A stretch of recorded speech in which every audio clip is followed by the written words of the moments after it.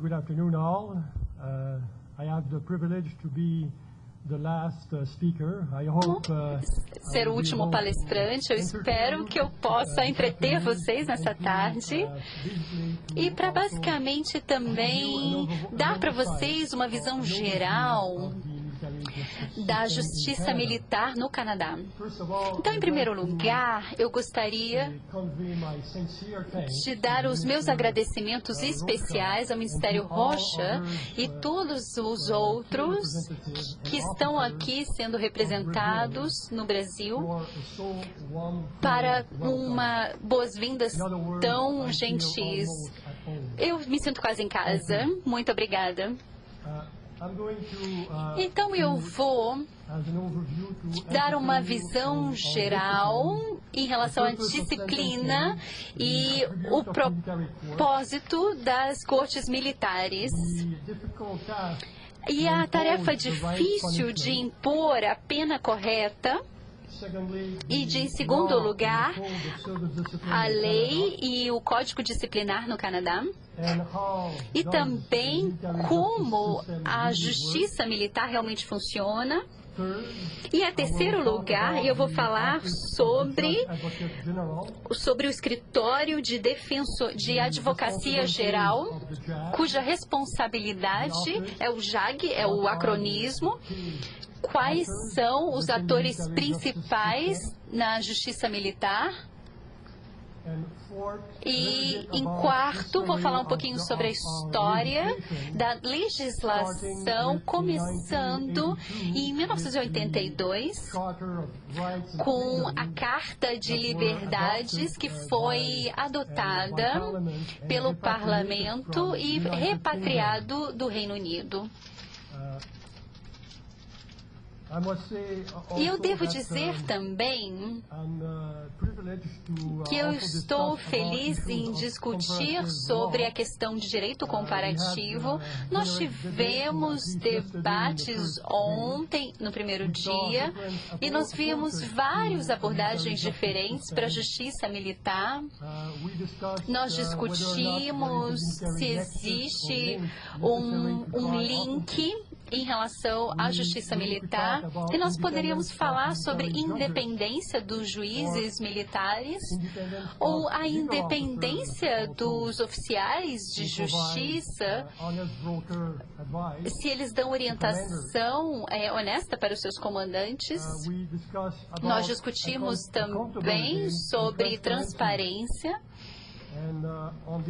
e nesse ponto nós temos uma experiência no Canadá. E também, nos últimos 20 anos, eu tive o privilégio de assistir na modernização da justiça militar. E é muito importante ter oficiais eleitos no parlamento junto a nós que sabem sobre o sistema, e eles estão felizes com isso, estão confortáveis com isso. E é muita importância, quando nós estamos projetando isso no parlamento, que essas coisas sejam de fato ditas de forma clara e que nós possamos responder de forma clara as perguntas que eles tenham. Então, sem falar um pouco mais, eu vou falar agora sobre uma decisão que foi feita pelo chefe da Corte Suprema do Canadá em 1992, que é chamado num caso de o general Généraux. E aí ele fala sobre o conceito básico do sistema militar, sobre disciplina, que é muito importante para as Forças Armadas. Então, a vontade de estar pronto para agir são questões fundamentais. A maior parte de nós poderiam ver a importância de disciplina militar e de um código de disciplina no qual nós estamos falando sobre oficiais e questões como, por exemplo, roubo. Num contexto civil, mas, por exemplo, roubar entre companheiros é diferente. Então, uma questão importante de disciplina. Por exemplo, o uso ou tráfico de drogas. O que é mais importante, por exemplo, em termos de carregar armas, isso é importante. Então, a disciplina militar se encaixa aqui.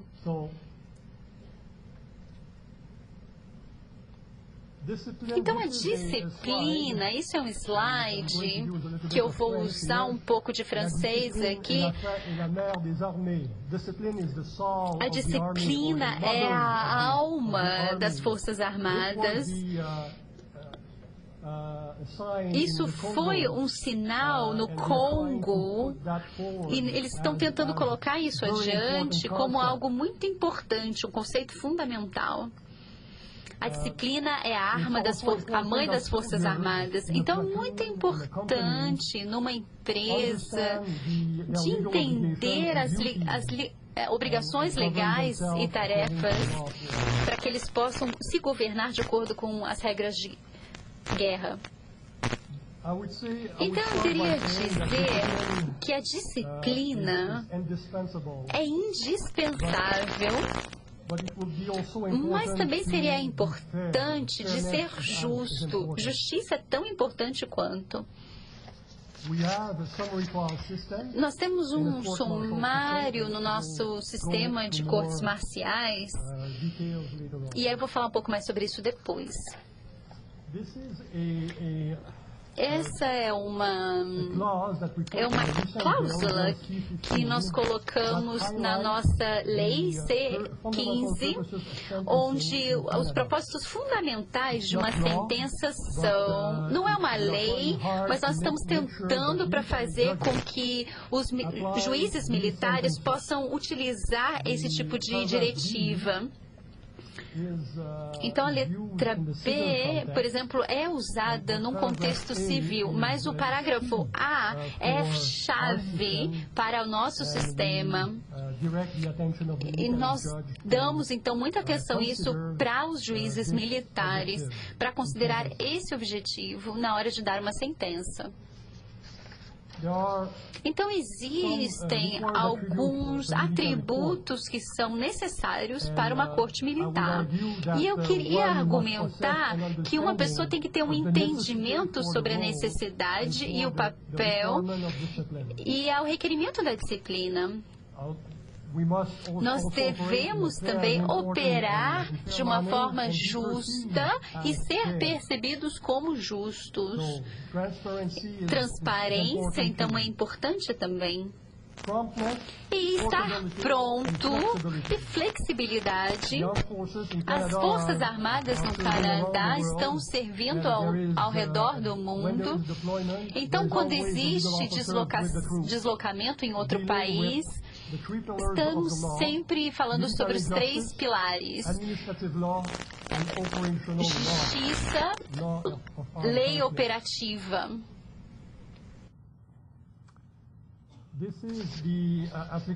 Essas são as leis aplicáveis que nós utilizamos, que é a lei operacional, a justiça militar e a lei administrativa militar, como eu mencionei, como é, por exemplo, usada nas Forças Armadas. Como vocês podem ver, existe muito na parte operacional, como vocês podem ver, é uma questão de vida ou morte, e vocês têm essa questão da justiça militar aqui, e na esquerda vocês veem essa questão da lei militar. Justiça militar. Nós também precisamos, de acordo com o protocolo 1, no artigo 43 da Convenção de Genebra, de reforçar as regras de acordo com as regras internacionais. E também essa questão da sentença, eu já fui promotor e defensor público. Quando uma pessoa é reconhecida culpada num contexto militar, nós ainda temos todas aquelas opções disponíveis. Então é uma grande, várias formas diferentes, e isso inclui tanto a questão de reprimendas severas, reprimendas menores. Por exemplo, pequenas reprimendas inclui, por exemplo, uma pessoa ser presa no navio ou então no quartel, ou a pessoa parar de ir para casa. São algumas punições que são usadas com oficiais que estão trabalhando com soldados. Utilizando o maior propósito que eu estava falando, o maior conceito é promover justiça do ponto de vista operacional. Então, esses conceitos que as Forças Armadas têm, são alguma coisa que eu preciso argumentar. Então, e nós tentamos também colocar no ato de defesa nacional alguns objetivos na hora de dar uma sentença. E eu gostaria, então, de falar de alguns deles. Alguns desses objetivos já estão no Código do Canadá e são aplicáveis a civis. Mas eu gostaria de enfatizar que nós somos... Existem 3 itens que são acrescentados, que é o parágrafo A, B e parcialmente o parágrafo G. O G. E vocês vão ver então que quando nós acrescentamos esses objetivos, quando o crime ou então quando a ofensa é cometida, existem esses princípios. Nós tentamos também enfatizar que o processo de dar uma sentença tem que ser proporcional. A dureza, às vezes, não é necessária. Nós temos que pensar sobre a reabilitação das pessoas que cometeram transgressões. Mas, então, isso tem que ser considerado. Então, existem alguns fatores agravadores e que são de mitigação que vocês devem saber. Mas eu gostaria de enfatizar que nós vamos acrescentar esses fatores. O item I, que é quando as pessoas abusam o seu ranking ou outra posição de confiança ou autoridade, é um fator de agravação. Ou 5, quando a comissão de transgressão resultou em algum tipo de conduta ruim para a operação militar. E o 6, quando a transgressão foi cometida dentro de um cenário de hostilidades. Outros princípios de julgamento que vão incluir, por exemplo, a letra D, que é quando uma sentença deveria ser a menor sentença possível para manter disciplina, eficiência e a moral. Então, vocês podem ver que a gravidade aqui é importante, mas não para ir até o limite. Existe uma questão proporcional que deve ser considerada. O que eu vou fazer agora é falar um pouquinho sobre o nosso sistema. Então, nós temos a Constituição, que foi assinada em 1867 e que trouxe 4 províncias, no Brunswick, a Nova Escócia, Quebec e Ontário. E nós acrescentamos também, em 1982, a Carta também de Liberdades e Direitos, que nos dá, por exemplo, uma forma de modernizar o nosso sistema. De outra forma, nós teríamos um sistema que não tinha nada. Nós realmente tínhamos que fazer alguma coisa. Então, nós temos o Ato de Defesa Nacional, que é a maior legislação nessa área, e temos também toda essa questão das regulações e ordens da rainha para as forças canadenses. Então, a Carta Canadense de Direitos e Liberdades, na subseção 11F, dá algumas especificidades em relação aos militares, em relação aos julgamentos pelos júris. Existem exceções. Por exemplo, a Carta de Direitos e de Liberdades de 1982, ela enfatiza, por exemplo, a liberdade de consciência e religião, a liberdade de pensamento, de credo, de opinião e de expressão, os direitos democráticos e os direitos de mobilidade dentro do país, mas ainda mais importante em relação a direitos de uma natureza legal. Por exemplo, a seção 7 diz que existe um direito à vida, liberdade e segurança da pessoa. Por exemplo, tinha um caso em um Winnipeg onde tinha uma pessoa que se recusou a ser vacinado contra o antrax. E ele argumentou em relação à seção 7, em relação à integridade dele. E nós tivemos que argumentar em relação ao artigo 126 e, de fato, poderia ter uma ordem para poder vacinar um soldado. Então, nós tivemos que lidar com esse tipo de coisa. A seção 9 também fala sobre o direito de não ser preso de forma arbitrária. Então, existem alguns direitos especiais quando se fala sobre a prisão. Por exemplo, o direito de chamar um advogado.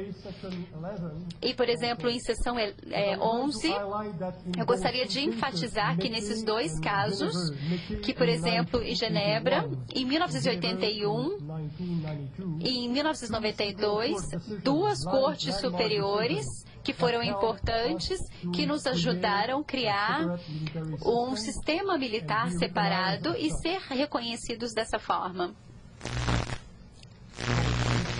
Então, esse é um exemplo que permitiu que a justiça militar não ter o julgamento por um júri, mas ter um comitê ou um painel de 3 ou 5 oficiais, dependendo do tipo de corte marcial.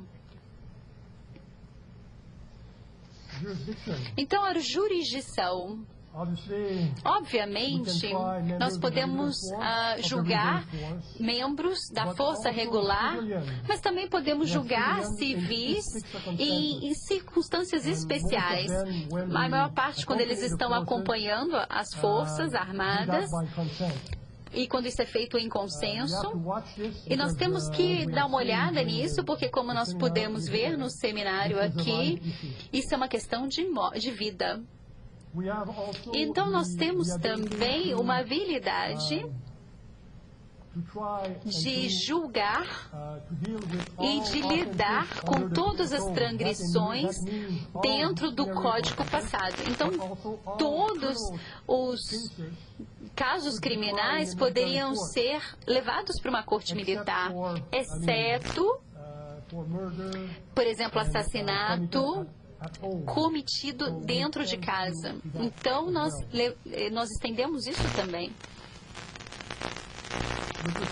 Então, em relação ao tipo que nós estávamos falando, em relação à flexibilidade, à portabilidade do sistema militar, nós temos, então, esse tipo de julgamento sumário, onde, nesse tipo de julgamento, vou sumarizar um pouco, nós temos uma corte marcial que está baseado no tipo de corte anglo-saxônica, e essa execução sumária, esse julgamento sumário, nós temos o oficial no comando, depois de ter recebido um treinamento no direito, um juiz que pode estar lidando com o caso E é muito importante de entender que isso está reservado para questões menores de transgressão e que as regulações em relação a isso, elas são utilizadas em contextos específicos, no nível de unidade. Por exemplo, existe um direito de eleger e de levar a uma corte marcial quando existe algum tipo de questão em termos de ranking e de punição. Por exemplo, quando você está prendendo alguém. Então, por exemplo, nós não podemos aplicar a justiça militar em qualquer lugar. Nós somos um membro da OTAN, então quando levamos as tropas, nós temos que assegurar que a disciplina é elevada. Também quando se fala sobre esse tipo de justiça na corte marcial. Em 1994, 1995, houve mudanças importantes regulatórias nas Forças Armadas que nos deram algum tipo de justiça em termos de procedimento, e aí a acusação foi feita por oficiais. Então, nós tentamos construir alguns tipos de medidas preventivas que enfatizaram a importância de eleições, por exemplo, uma eleição que era colocada nas cortes, por exemplo, para que o direito do acusado seja respeitado, para que ele chame um advogado. E quais são as questões pró e contra, por exemplo, de você eleger uma corte marcial. Então, eu gostaria de enfatizar duas questões da Corte Suprema do Canadá. Em 2003, ele fez o primeiro tipo de revisão independente desse ato e, na sua opinião, ele disse que existe, similar ao nosso sistema, ela reflete uma necessidade de equilibrar as normas e valores da sociedade canadense, incluindo os direitos dos indivíduos, com as necessidades únicas dos militares para disciplina, eficiência e portabilidade.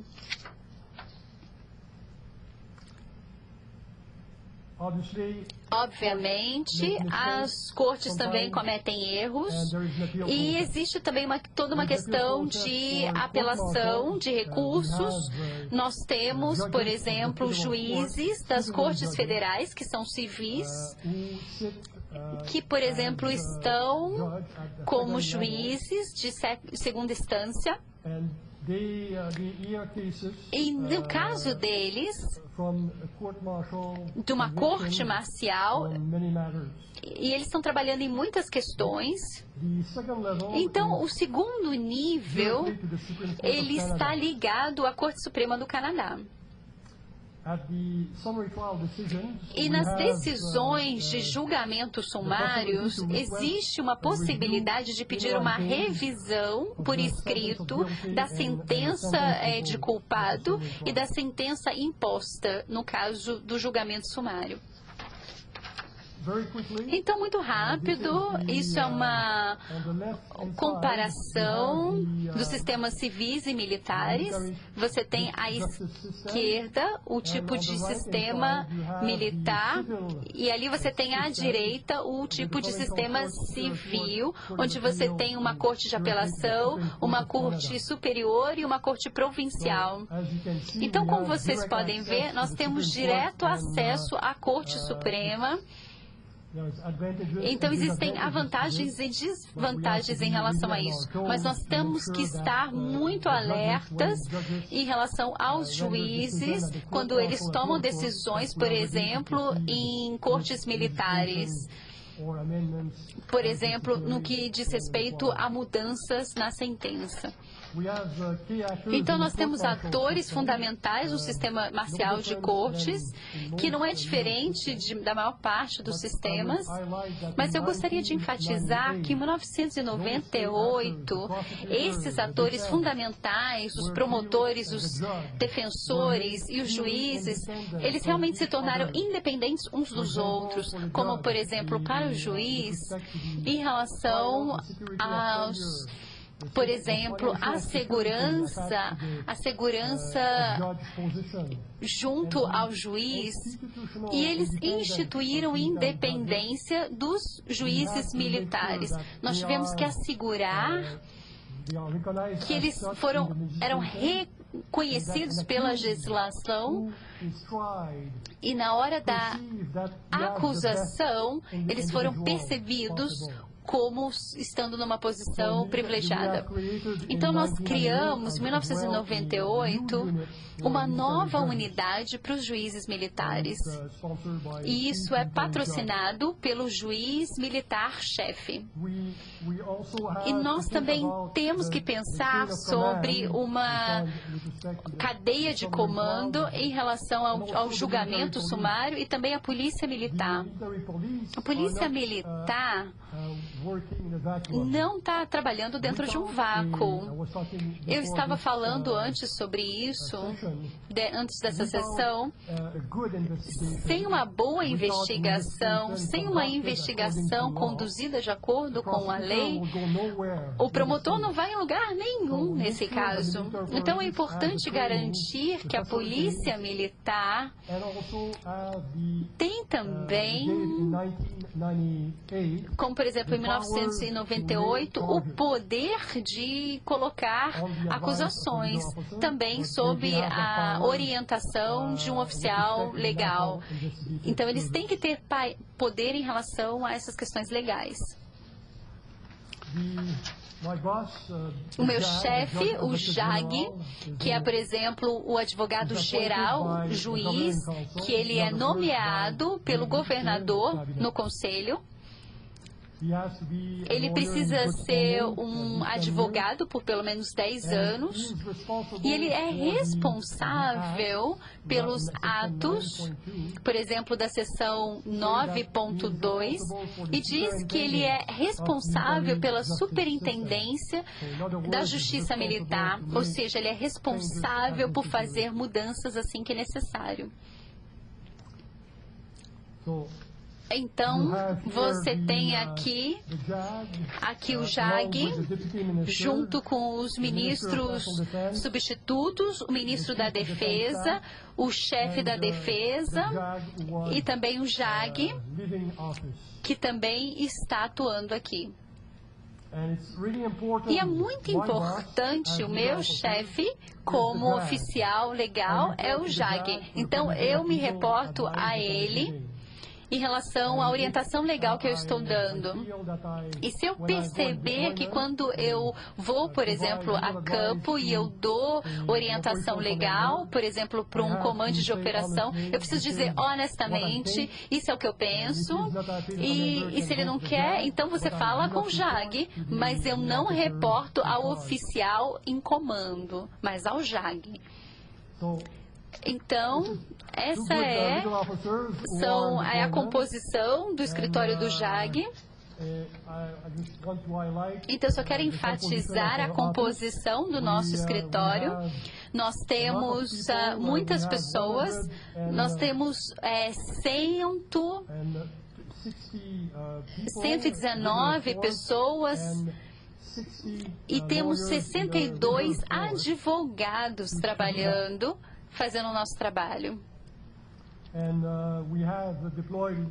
Então, nós temos oficiais legais quase em todas as partes, no Afeganistão, na Líbia, que é uma área de conflito, por exemplo, na República de Congo, no Sudão também.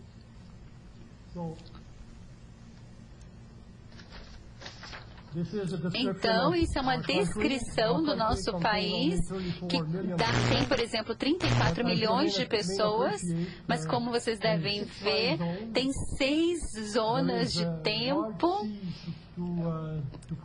Então, tem uma área grande para proteger. É um país muito grande, que tem fronteira com os Estados Unidos.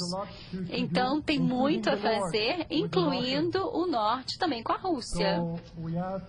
Então, nós temos que ser flexíveis, portáveis e também efetivos. Então, só para enfatizar a importância da nossa política de defesa, nós estamos muito envolvidos em operações continentais, o que inclui também NORAD e também a OTAN. E nós apoiamos também grandes eventos internacionais no Canadá, como por exemplo em 2010, como foi por exemplo o caso das Olimpíadas de Inverno. Nós trabalhamos também com as questões terroristas e nós apoiamos civis, autoridades civis durante as crises. E por exemplo, em 1990 teve uma crise com os aborígenes, como por exemplo em Quebec. Nós estávamos lá no fronte de todo esse processo. Não foi uma situação muito fácil, então a bala nem sempre é a melhor opção. E também em Canadá, nós temos também enchentes, assim como vocês têm aqui, e nós estamos prontos a reagir.